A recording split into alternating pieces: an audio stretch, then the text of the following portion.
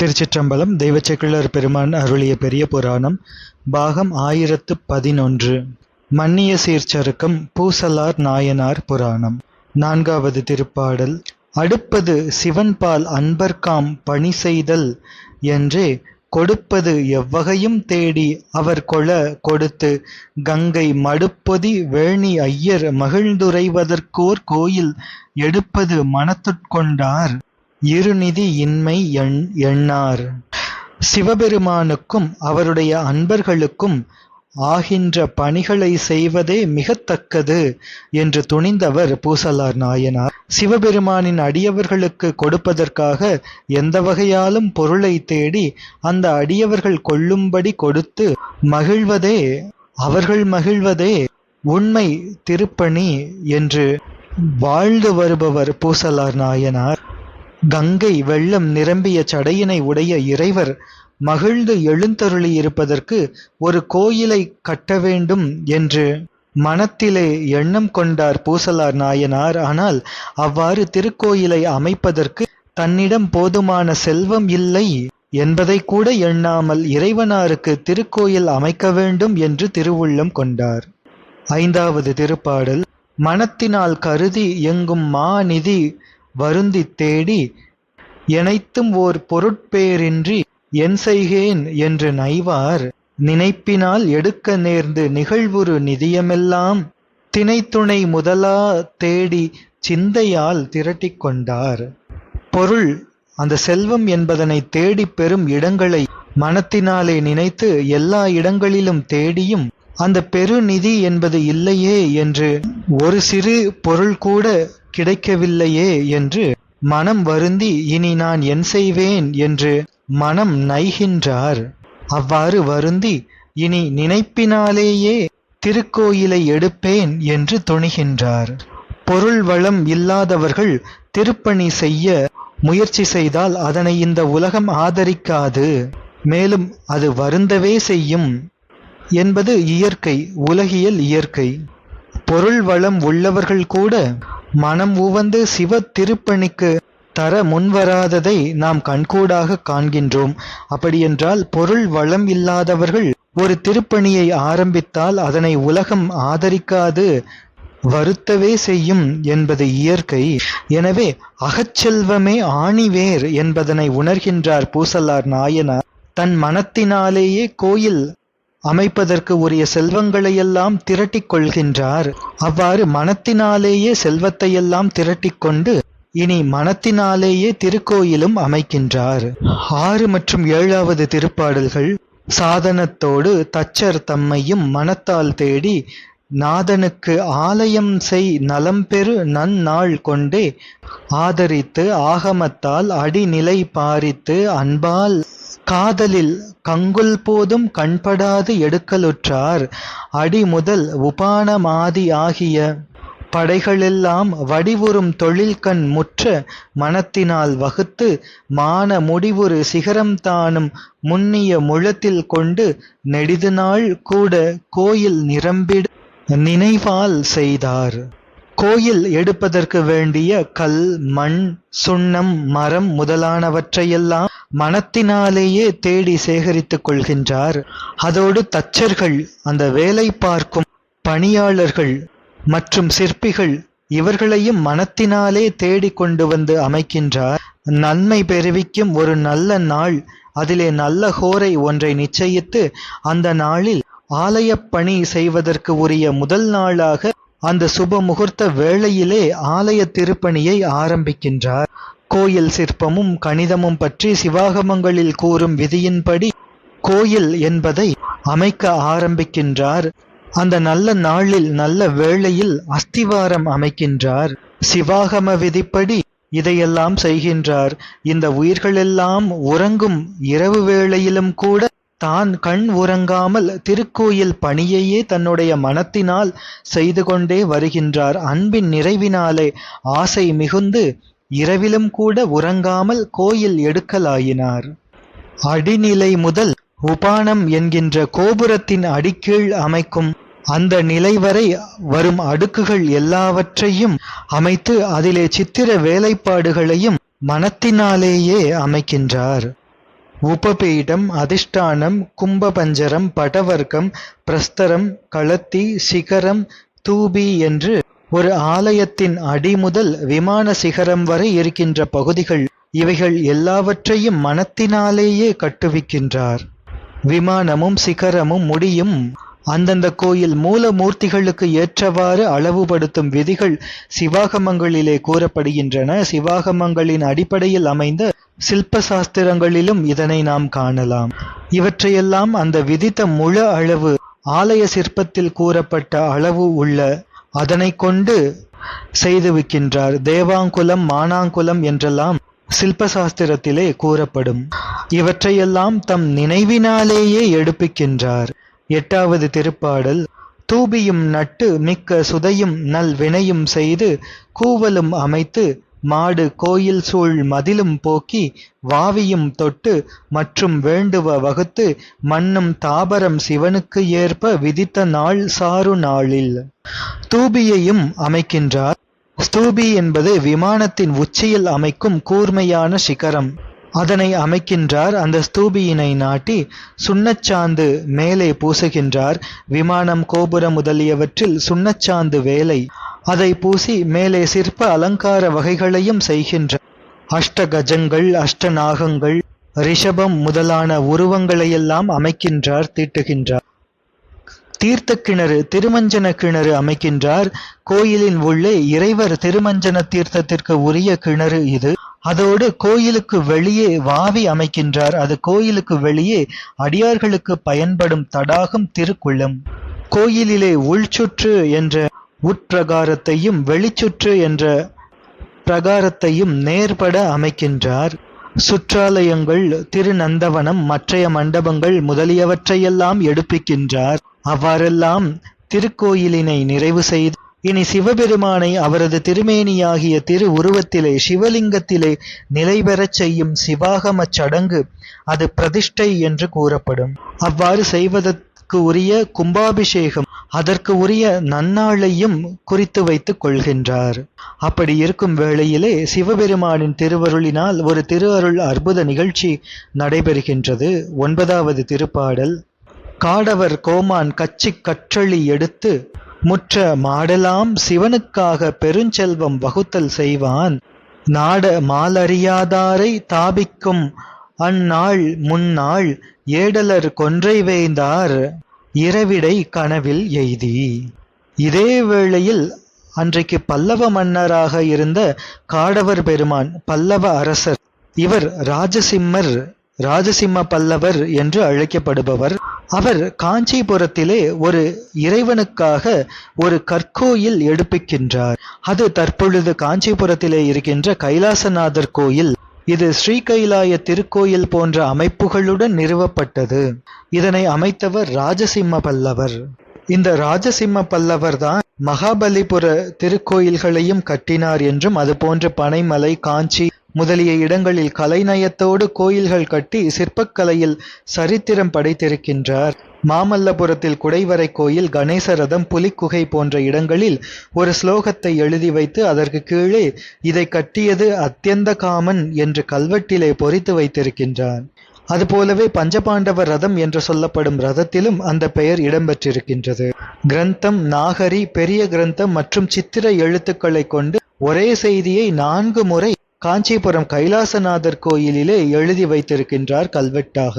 இந்த ராஜசிம்ம பல்லவருக்கு 400 பட்டப்பெயர்கள் இருந்துள்ளன என்றும் அவற்றில் ஒன்று மாமல்லன் என்று பெயர். அதனாலேயே மாமல்லபுரம் என்று இது அழைக்கப்படுகின்றது. இம்மன்னன் கோயில் கல்வெட்டில் சிவசூட்டாமணி என்றும் ஆகமப்பிரியன் என்றும் சைவ சித்தாந்த மார்கக என்றும் தன்னை குறிப்பிட்டுள்ளார். அந்த அளவிற்கு இம்மன்னர் ஆகமங்களிலும் சிவபக்தியிலும் சைவ சித்தாந்தத்திலும் ஈடுபாடு கொண்டு விளங்கியுள்ளார். எனவே அவர் கட்டிய திருக்கோயில் கற்றளி காஞ்சிபுரம் கைலாசநாதர் திருக்கோயில் முழுவதும் சிவபெருமானுக்காகவே பெருஞ்செல்வங்களை நியமித்து எழுப்பிய திருக்கோயில்.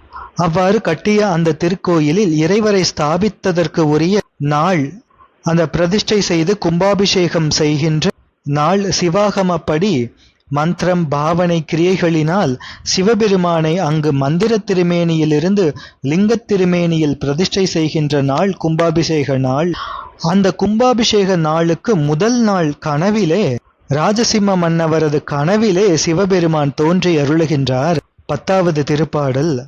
நின்றவோர் பூசல் அன்பன் நெடிது நாள் நினைந்து செய்த நன்று நீடு ஆலயத்து நாளை நாம் புகுவோம் நீ இங்கு ஒன்றிய செயலை நாளை ஒழிந்து பின் கொள்வாய் என்று கொன்றைவார் சடையார் தொண்டர் கோயில் கொண்டருளப் போந்தார். கனவிலே எழுந்தருளிய சிவபெருமான் மன்னனுக்கு அருள் புரிகின்றார். திரு நின்றவூரில் உள்ள பூசல் என்கின்ற அன்பன் நீண்ட நாட்களாக நினைந்து செய்த நன்மையால் நீடும் கோயிலிலே நாளை நாம் புக இருக்கின்றோம். எனவே நீ இங்கு இந்த கோயிலுக்கு என்று நாளை விதித்த அந்த செய்கையை நாளை கழித்து வைத்துக் கொள்வாயாக என்று சிவபெருமானார் அருளிச் செய்கின்றார். அருளிச் செய்து பூசலார் நாயனார் அமைத்த திருக்கோயிலிலே எழுந்தருளுவதற்காக அங்கே எழுந்தருளினார். பூசலார் நாயனார் அமைத்த திருக்கோயில் என்பது வெளியே இருக்கின்ற புறக்கோயில்கள் அது காலாந்தரத்தில் மறைந்து போகக்கூடும். ஆனால் பூசலார் நாயனார் நினைப்பினாலேயே அமைத்த திருக்கோயில் அது என்றும் நீடும் தன்மையுடைய நன்மையுடைய திருக்கோயில். இறைவனார் இவ்வாறு செய்த அருளிப்பாடு அரசருக்கு பூசலார் நாயனாரது திருத்தொண்டின் உயர்வினையும் பூசலார் நாயனாரது பெருமையினையும் அறிவித்து அருளி அதன் மூலம் உலகறியச் செய்து உய்விக்கும் திருவுள்ள கருணை பற்றி எழுந்தது.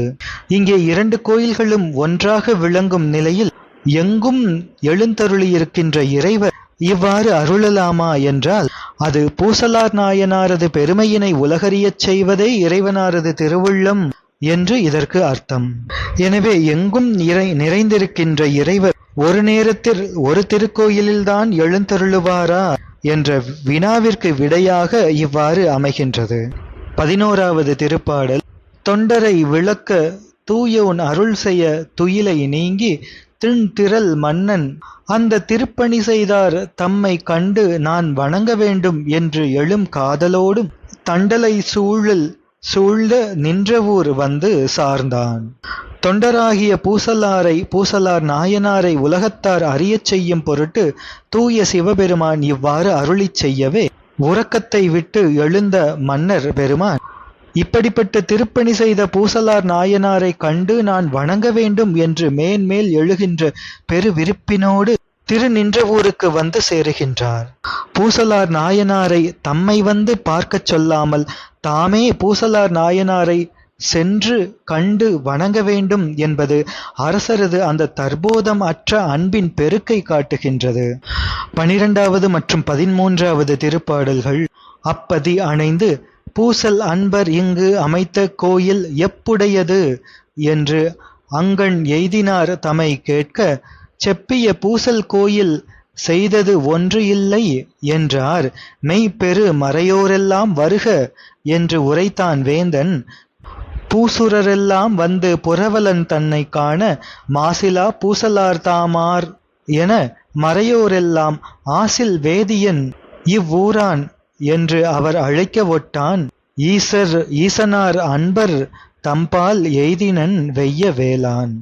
திருநின்றவூருக்குச் சென்ற மன்னன் அங்கு சென்ற உடனேயே பூசலார் எனும் அன்பர் செய்த திருக்கோயில் எந்த பக்கத்தில் உள்ளது என்று அங்கு இருந்தவர்களிடம் கேட்க அவர்களெல்லாம் சொல்கின்றார்கள், மன்னனே, நீங்கள் சொல்லிய பூசலார் செய்த கோயில் என்று எதுவும் இங்கு இல்லை என்று சொல்கின்றார்கள். அது கேட்டு இனி அத்தலத்து வேதியர்களான சிவாச்சாரியார்களையெல்லாம் வரச் செய்க என்று ஆணையிட ஆதிசைவர்களெல்லாம் அங்கே குழுமுகின்றார்கள். அப்பொழுது பூசலார் என்பவர் யார் என்று அவர்களிடம் கேட்க அந்த மறையோர்கள் சொல்கின்றார்கள், பூசலார் என்பவர் குற்றமற்ற வேதியர், இந்த ஊரைச் சேர்ந்தவர் என்று சொல்ல உடனே மன்னன் பூசலார் நாயனாரை காண மிக விரைந்து பூசலார் நாயனார் இருக்கின்ற இடத்திற்கு சென்று சேருகின்றார். 14வது திருப்பாடல். தொண்டரை சென்று கண்ட மன்னவன் தொழுது நீர் இங்கு கொண்டு இசையோரும் ஏத்த எடுத்த ஆலயம்தான் யாது இங்கு அண்டர் நாயகரை தாபித்து அருளும் நாள் இன்று என்று உம்மை கண்டு அடிபணிய வந்தேன் கண்ணுதல் அருள் பெற்று என்றான்.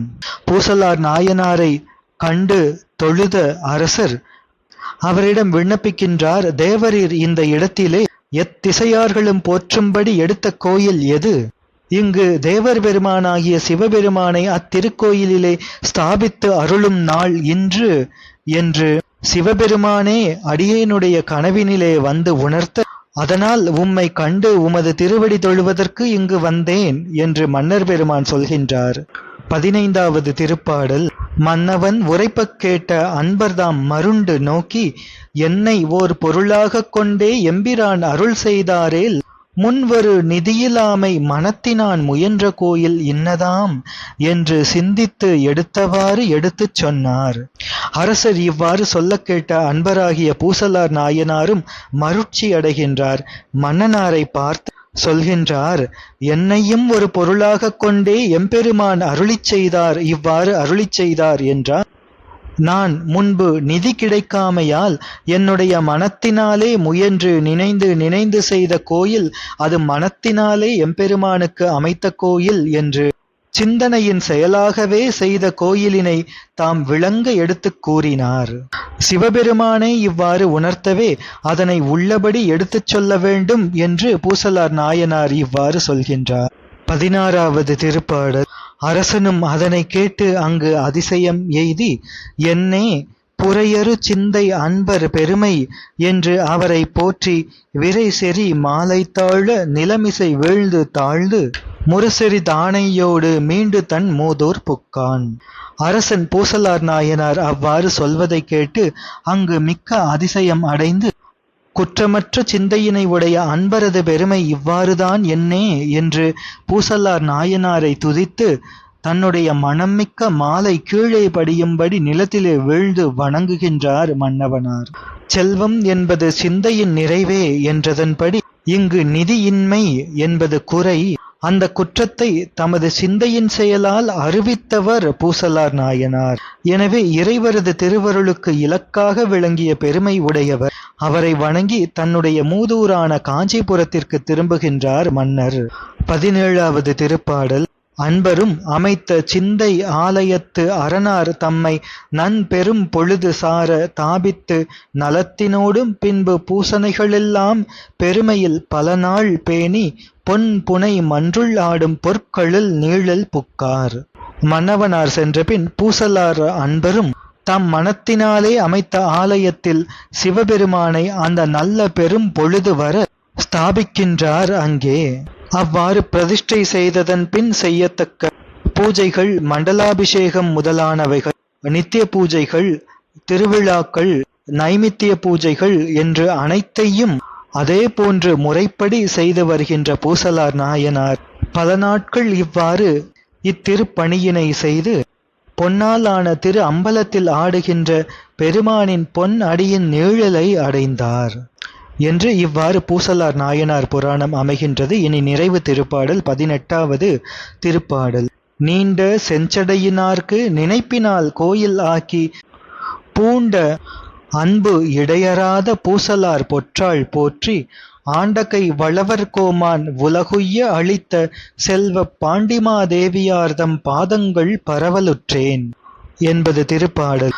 மிக நீண்ட சிவந்த சடையினை உடைய இறைவருக்கு நினைப்பினாலேயே கோயில் அமைத்து மேற்கொண்ட அன்பு இடையறாது செய்த பூசலாருடைய பொன் அடிகளை துதித்து அதன் துணையாலே இனி சோழர் பெருமான் உலகம் உய்ய திரு உயிர்த்த செல்வ பாண்டிமாதேவியாராகிய மங்கையர்க்கரசி அம்மையாரது திருவடிகளை துதிக்கப் புகுகின்றேன் என்று தெய்வ சேக்கிழார் பெருமான் கூறி பூசலார் நாயனார் புராணத்தை நிறைவு செய்து இனி மங்கையர்க்கரசி அம்மையார் திருப்புராணத்தை தொடங்குகின்றார். நாமும் பூசலார் நாயனார் பொற்றாள்களை போற்றி அதன் துணை கொண்டு இனி மங்கையர்க்கரசி அம்மையார் புராணத்தை தொடர்ந்து சிந்திப்போம். பூசலார் நாயனார் திருவடிகள் போற்றி போற்றி. எம்பிரான் சுந்தரமூர்த்தி சுவாமிகள் திருவடிகள் போற்றி போற்றி. நம்பியாண்டார் நம்பிகள் பெருமான் திருவடிகள் போற்றி போற்றி. தெய்வச்சேக்கிழார் பெருமான் திருவடிகள் போற்றி போற்றி. உரையாசிரியர் சிவகவிமணி ஐயா திருவடிகள் போற்றி போற்றி. திருச்சிற்றம்பலம்.